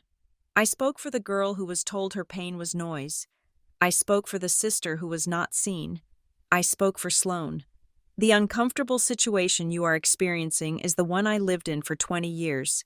The only difference is, now you can see it. "That is not fair," my mother broke in, her voice sharp, defensive. "It was never that you were not seen. It was that Sunny needed me more." Sunny flinched, curling in on herself, staring down at her bowl. "I thought you were strong," my mother continued, her words rushing now. "You always were. So independent. You handled things. Sunny was fragile. She needed my protection. I had to make a choice." Here it was, the heart of it, the binary choice that had defined us, the strong one and the fragile one, the one who could be left and the one who must be held. "Needing differently is not needing less." "Mother," I said, my voice soft, but as sharp as a needle. "My needs were just different. My need was for you to see that the strength was a shield, not an absence of wounds. You saw a fortress and assumed there was no one inside. I envied you." The whisper came from Sunny. We all turned. She was crying silently, tears dripping into her soup. "I envied your strength," she repeated, her voice thick. "All my life, you were the one who could leave. You were the one who could build things. You were the one who did not care what they thought. I was trapped. I had to be perfect. I had to be the good one. I thought you were so lucky. I thought you did not need anyone." She looked at me, her eyes brimming with a confession that spanned decades. "I never thought that you might have needed me." That broke something, the steel armor I had worn for a lifetime. I looked at my sister, my rival, the golden child, and saw for the first time a different kind of prisoner. "Strength," I said, my voice rough, "is the price you pay for being seen as handling it. You get left alone, because everyone assumes you will be fine. You get strong because you have no other choice. I would have traded all of it. Sunny, I would have traded it all, just once, to not have to handle it. Just once, to be the one who was chosen." The room was silent again, but the silence was different. It was not empty. It was full of the truths that had finally been spoken. The rain on the glass seemed to soften. My father was looking at his hands. My mother was watching me. her face pale, the defensive anger gone, replaced by a dawning, horrified understanding. I did not ask for an apology. I did not need to hear, "I am sorry." Their presence was the apology. Their willingness to sit at this table, in this room, with that chair, was the beginning. Demanding more would have been an act of power, not of healing. This was not about winning. It was about ending the war. We ate. We ate the soup and the bread in a quiet born of exhaustion. We ate as a family, perhaps for the first time, in the wreckage of our own truths. When the bowls were empty, I poured water for everyone. I let the quiet settle again before I spoke. "I am giving a talk," I said, shifting the tone. "Next week, a small industry forum. It is about female mentorship in the technology sector." My father looked up, his business mind clicking back on. "A good follow-up. Capitalize on the momentum." "It is not about momentum," I said, leveling my gaze at him. "It is about the subject. It is about adding more chairs. I am inviting you, all of you, not as shareholders, not as parents, but as people, to come and listen to my world." My mother nodded slowly. "We will be there." Sunny wiped her eyes and said, "Yes, I want to." My father looked at me, a long, calculating, and finally, unguarded look. "Next week." The dinner was over. There was nothing left to say. The first stitch had been made. It was tight, and it hurt, but the wound was no longer open. They stood. My mother paused, her hand hovering over the back of Sunny's chair, before finally, briefly, touching my arm. "The soup was good." I nodded. "Thank you for coming." I walked them to the door. As they stepped out into the hallway, the rain outside was stopping. The frantic tapping had eased into a gentle drip, the storm having broken and passed. Rhea and I stood in the conservatory as they walked away. My father, flanked by my mother and sister, they did not look back. I turned to the table. The 4 bowls were empty. The bread was gone, and on the chair I had vacated, the small wooden plaque sat, the words clear in the dimming light. A breeze from the now open door made it sway. Just a fraction, a small, silent movement, a promise that had been kept, an invitation that was no longer empty.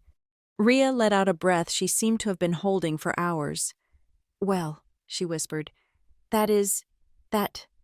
I looked at the empty table, and then at the clearing sky. "No," I said, a small smile touching my lips for the first time. "It is a start." I looked at the empty chairs, no longer symbols of rejection, but of possibility. "Come early if you want a seat," I whispered to myself, and the echo of the joke I had not yet made, the one that would break the ice, filled the quiet room. The quiet of the conservatory did not last. The world, having first celebrated the empty seat speech as a revelation, now began to dissect it as a performance. The backlash was not a tidal wave, but a series of precise, poisoned darts. It started in Cypress Bend. The town, our family's seat of power for generations, had its own rigid structures, a small but vocal contingent from the St. Aurora Church, the very institution my mother's charity galas funded, began to circulate a newsletter. They did not name me, not directly. They simply lamented the modern trend of public disrespect and offered prayers for families dealing with an unfilial child who would air grievances for personal gain rather than honor thy father and mother. It was a polite, ecclesiastical shiv, aimed directly at my parents' social standing. Then, the digital attacks began. An anonymous blog, The Gilded Chair, appeared. Its first post was a scathing takedown. It called my keynote a masterfully narcissistic PR stunt. It claimed I had manufactured a family crisis to win the summit's Innovation Award. "The industry is lauding a performance," it read. "We call for an investigation. We demand she return the award." Worse, the attack escalated from public opinion to professional sabotage. Anonymous emails were sent to Fairroot's primary sponsors, the venture capital firms and healthcare partners who had banked on our integrity. The emails were clinical, accusing me of systemic data distortion and curating patient narratives for personal aggrandizement. This was not just slander. It was an attack on the very core of my company. It was an accusation that I had done to my own data what my family had done to me, made the noise invisible when it was inconvenient. I was in a board meeting, presenting our firewall protocols, when Ria slid her tablet in front of me. She had been tracking the blog. "Mara," she whispered, her face pale. "Look at this." She pointed to an image embedded in the latest post. It was a photo of me, years younger, at a family barbecue. I was standing alone by the grill, while the rest of the family, including Sonny and my parents, were laughing in a tight-knit group 20 feet away. It was a private moment of exclusion, a snapshot of the very dynamic I had described. "Where did they get this?" I asked, my blood running cold. "That's the point," Ria said, her voice tight. "I took that photo. It was on the old family-only cloud server. The only people who had access, besides you and me, were your parents, Sonny, and your uncle's families." The world tilted. This was not a stranger. This was not a rival. This was family. Someone in that circle, someone who had smiled at me at Christmases and birthdays, had armed my anonymous attacker. The betrayal was so profound, so intimate, it eclipsed the public attacks entirely. I did not respond to the media. I did not issue a statement against the blog. I did not fire back. The woman who had given the empty seat speech would have. The CEO of Fairroot could not. "We are opening the logs," I announced to my executive team. "All of them.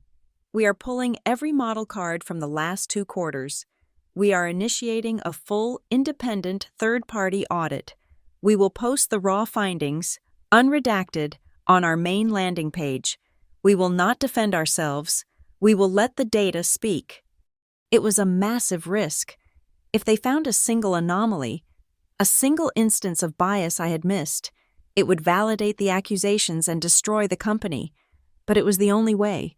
Transparency was the only shield I had. Professor Alvarez called me that evening. His voice was grim. "You are doing the right thing with the audit, Mara, but it will not be enough. The lie is faster than the truth. The accusation of data manipulation is an existential threat. You need a public response, a press conference." I sighed, rubbing my temples. "I know, but if I get up there, it becomes my word against an anonymous blog." "I agree," he said, "which is why you should not be the one to speak. The audit will verify your data, but someone else must verify your character. I am happy to do it, but I think you know who it should be. The choice of who holds that podium is as important as the words spoken from it." He was right. I knew who it had to be. But could I ask her? I was pacing in my hotel room, agonizing over the decision, when a new message notification appeared. It was from Lillian. It was not a text. It was a single, scanned image of a piece of old, yellowed letter paper, written in an elegant, faded cursive. I zoomed in. "My dearest Claire, I won the State Teachers Award. I know you are only 6, but I wanted you to see this. I sat in the front row, and they called my name. Your father, my father, was meant to be there. He had a seat reserved. He had a client meeting. He said it was important. I looked at his empty chair all night. I felt so small. Claire, I felt so foolish for wanting him to be proud. I write this to you so you remember. Do not ever let an empty chair make you feel small. You are the one who is present. That is all that matters. Your mother, Lillian." I stared at the letter, my heart pounding. This was a letter to my mother, Claire, when she was a child. A letter Lillian had never sent. A few seconds later, another text from my grandmother came through. "I found that in a drawer today. I never gave it to her. I thought it would make her weak. To know I had been so hurt. I taught her to be strong, to endure absence. I taught her that strong people do not need witnesses." A pause, then the final message. "Your mother learned the lesson too well. She learned to endure the empty seat, first from her father, and then from your father, and then she unconsciously repeated the lesson. She gave you the same chair, It was never that she did not love you, Mara. It was that she did not know how to love the part of herself that needed the chair to be full. I sat down on the edge of the bed. The room spun. It was not malice. It was not a choice between me and Sonny. It was a legacy, a generational wound, passed down from father to daughter, a virus of absence. My mother was not the perpetrator. She was the primary victim, the first carrier. This realization did not excuse the pain she had caused me, but it recontextualized it. It shifted the foundation of my anger, replacing it with a vast, hollow ache of understanding. I was still staring at the letter when my phone buzzed again. This time, it was Sonny. It was a screenshot of the extended family chat, the one I had been removed from. My uncle, Arthur, my father's brother, had written, "This empty seat nonsense is out of control. It is making us all look weak. I have friends at major publications. I have given them the necessary context.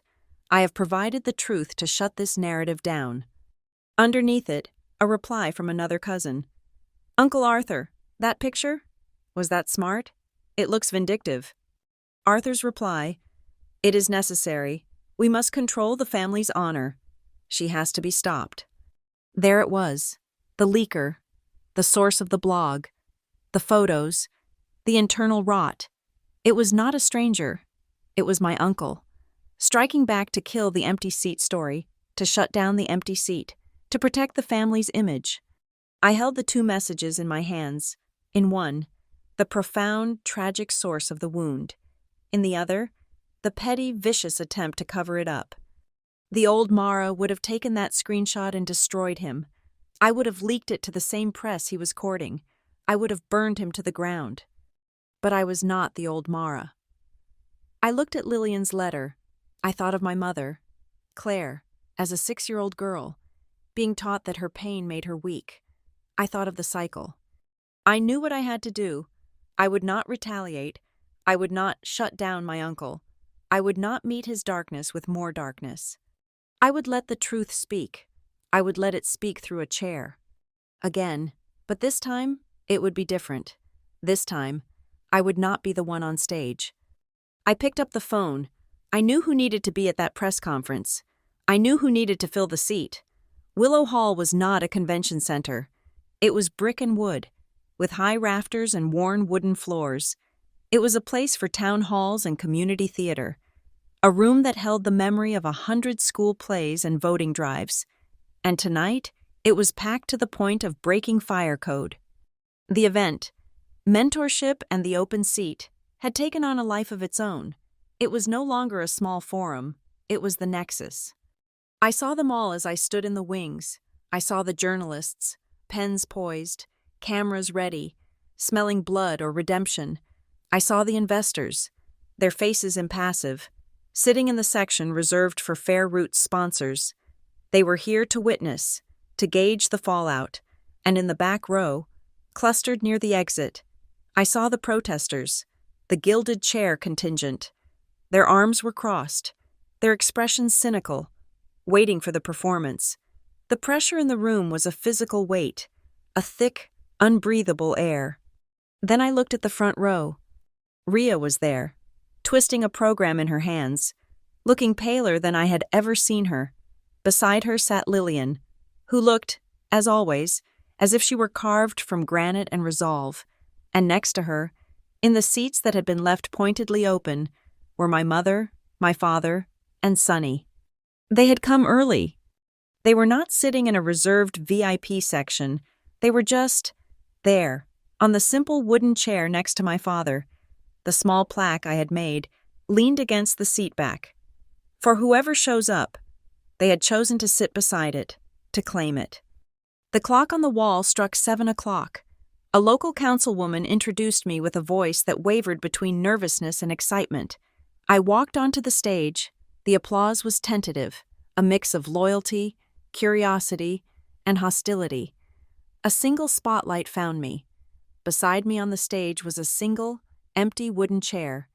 I did not go to the podium. I stood in the center of the stage, the chair beside me. "We talk a lot about the empty chair," I began. The room went utterly silent. We talk about who was not there. We talk about the invitation that was not sent. We talk about the space. Tonight, I do not want to talk about the space. I want to talk about the reason it exists. I looked out, past the front row, past the cameras. I come from a family that learned how to endure absence. It was a skill, passed down like a family heirloom. My grandmother was taught that needing someone was a weakness. She, in turn, taught her daughter to be strong, to be silent, to not make a fuss, to handle it. And that daughter, my mother, taught me the same lesson. This is not a story of malice. It is a story of a cycle, a generational inheritance of absence, where we keep leaving each other alone, calling it strength, and wondering why we feel so invisible. I turn to the press. You are here to ask about an award. You are here to ask about data. I signaled to my team. A screen lowered behind me. The full independent audit of Fair Route Analytics is now live on our website. Every log, every model card, it is all there. The auditors found our error margin to be just under 2%, which is standard, but standard is not good enough. I advance the slide. These are the changes we have already implemented. New validation protocols, a blind review ethics committee, and a public-facing anomaly tracker. We did not manipulate our data, but we did fail to celebrate it. The noise we found, the patient stories, were not statistical outliers. They were our most valuable asset. I gestured to the side. I asked one of our partners to be here. This is Dr. Eris. He is a frontline ER doctor from St. Jude's. A tired-looking man in scrubs stepped onto the stage. He looked uncomfortable. I was a skeptic, he said, his voice raw. I thought this was more admin noise. Then, last Tuesday, at 2 a.m, the system flagged a patient, a post-op discharge. His vitals looked fine on paper, but his follow-up call logs, the noise, showed a pattern of escalating anxiety. The system flagged him for high-risk readmission. We sent an ambulance. His sutures had torn internally. He was bleeding out. The system, Mara's system, saved his life. Dr. Aris nodded at me, then walked off the stage. The room was still. The protesters in the back looked confused. The investors were leaning forward. The audit is done, I said. The data is clean, but that is not why we are here. We are here, I said, turning to the wooden chair beside me. For this, on the chair were 3 labels, one stuck over the other. I pulled them off and read them one by one, sticking them to the high back of the chair. The first excuse, too busy. We are all so very busy, busy with work, with our own lives, with the people we have already prioritized, too busy to see who is standing on the periphery. The second excuse, afraid of shame, the fear of saying the wrong thing, the fear of opening a wound, the fear of being seen as a failure, the fear that it is easier to keep the peace by staying silent, by staying away. And the third, the most insidious one, didn't know it was needed. We see strength, we see independence, and we use it as an excuse to abdicate our responsibility. We tell ourselves, they are strong, they can handle it, they do not need me. I looked out at the packed room. These are the reasons the chairs stay empty. These are not just my family's excuses. They are our excuses. They are the lies we tell ourselves, and tonight, we stop. I step back. I invite anyone in this room, anyone who has ever used one of these excuses, anyone who has ever left a seat empty in someone else's life, to come up, take an excuse you have used, and own it, and then leave it here. A terrifying silence followed. No one moved. The press held their breath. And then, from the front row, a chair scraped. My father stood up. He looked pale, but his gaze was steady. He walked the few steps to the stage and climbed up. He did not look at me. He looked at the chair. He reached out a steady hand and peeled off the label. Didn't know it was needed. He turned to the audience, his voice thick, using the microphone I had left on the podium. I am Mara's father. I treated my daughter's strength as an excuse for my absence. I saw her succeeding, and I assumed she did not need a witness. I was wrong. He dropped the label onto the stage floor. As he stepped down, my mother rose. She walked to the stage. Her hands were shaking. She reached for the label. Afraid of shame. She faced the audience, her voice a strained whisper, but it carried in the silent hall. I am her mother. I prioritized peace over presence. I was so afraid of the conflict, so afraid of what the world would think, that I chose to have a quiet house instead of a whole daughter. I was wrong. She let the label fall. Then Sunny, she walked up quickly, her face streaked with tears. She tore off the last label. Too busy. I am her sister, she whispered.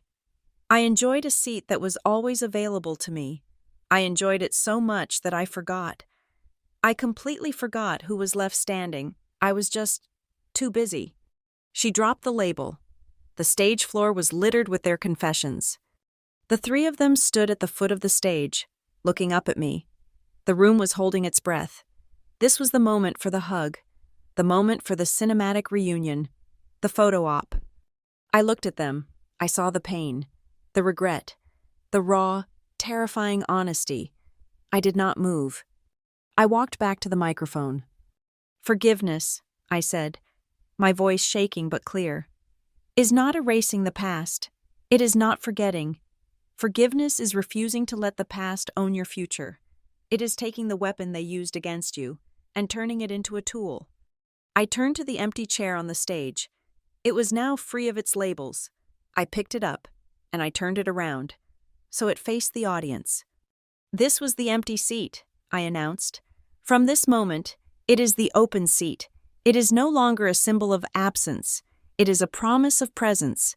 It is a seat, here in our community, for whoever needs it, for the person who has been told they are noise, for the person who needs a mentor, for the person who needs a witness. This seat is for whoever chooses to arrive early. It is open. For a moment, no one moved. Then, from the middle of the room, a young girl, maybe 14, stood up. She looked terrified. She was clutching a spiral notebook. She looked at her friends, who pushed her forward. She walked slowly, hesitantly, down the aisle and climbed the steps. She sat in the open seat. She looked at me. I am in 9th grade, she said, her voice tiny. I want to learn to code. I have an idea for an app to track plastic waste in our river, but no one will. I do not know where to start. My heart cracked open. I looked at this girl, this perfect, brave girl, who had been standing, unseen. I looked at Lillian in the front row. My grandmother was weeping silently, her hand over her mouth. I walked to her. She looked up at me. I did not ask. She simply reached into her bag and pulled out the old, leather-bound book, the one with her letter to my mother, her journal. I walked back to the stage. I knelt in front of the girl. I do not have a mentor for you, I said. I have a legacy. I handed her the book. This belonged to my grandmother. It is filled with the thoughts of a woman who was told to be silent. It is a book about finding your voice. You start here. And, I said, pointing to my team at the side, my lead engineer will be your mentor. You start tomorrow. The girl clutched the book, and the room did not clap. It broke. The applause was a tidal wave, a catharsis. My phone buzzed in my pocket. I pulled it out. An email from the lead investor. I read it. Audit results accepted. We are not only continuing funding, we are doubling it to expand the emergency alert trial nationally. I laughed. A real, actual laugh. The audience, seeing my face, cheered louder. Professor Alvarez found me in the wings as the girl was surrounded by women offering to help. He was smiling. You did it, Mara. You just turned a keynote into community policy. I looked for my family. They were not waiting for me. They were not looking for a photo. My father was talking to the councilwoman, organizing. My mother and Sunny? They were stacking chairs, making space for the impromptu mentoring session that was now breaking out across the hall. Lillian touched my arm. The cycle, she whispered, her eyes clear. It is broken. The hall slowly emptied. The press, the investors, the protesters, they all left, their narratives satisfied or shattered. Soon, the room was quiet. All that remained was the stage, and the one chair, the open seat. It was turned toward the door, not an accusation, an invitation. I walked over to it. I picked up the small wooden plaque from the front row, the one that had sat beside my father. I hung it on the back of the chair.